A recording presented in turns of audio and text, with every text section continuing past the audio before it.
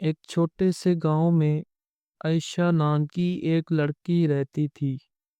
وہ نہایت محنتی اور نیک دل تھی، مگر اس کے والدین بیمار تھے اور گھر کے حالات بھی بہت مشکل تھے۔ عائشہ روزانہ صبح سویرے اٹھ کر گاؤں کے بچوں کو پڑھاتی اور شام کو قریبی کھیتوں میں مزدوری کرتی تھی۔ ایک دن گاؤں کے بزرگوں نے اعلان کیا کہ گاؤں کے قریبی جنگل میں ایک جادوئی درخت ہے جس کے پھل جو بھی کھائے گا اس کی ہر مشکل آسان ہو جائے گی۔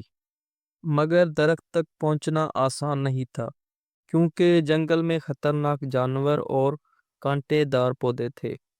عائشہ نے سوچا، اگر میں یہ پھل لا سکی تو اپنے والدین کی بیماری اور ہمارے حالات بہتر ہو سکتے ہیں۔ وہ ہمت کر کے جنگل کی طرف روانہ ہوئی۔ راستے میں اسے کئی مشکلات آئیں، مگر اس نے ہمت نہیں ہاری۔ آخرکار وہ درخت تک پہنچی اور جادوئی پھل توڑنے لگی۔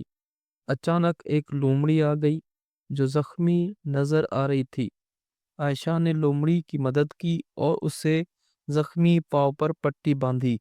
لومڑی شکرانہ ادا کرتے ہوئے بولی، تیری نیکی کا پھل تمہیں ملے گا۔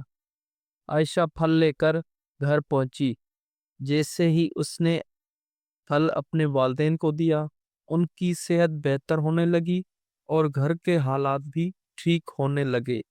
گاؤں کے لوگ عائشہ کی بہادری اور نیکی کی کہانی سن کر حیران رہ گئے۔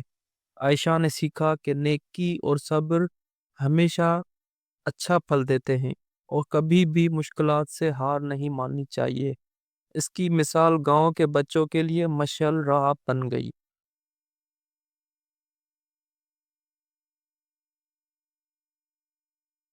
ویڈیو اگر پسند آئے تو ویڈیو کو لائک کریں، چینل کو سبسکرائب کریں، ساتھ ہی بیل آئیکن کو پریس کریں۔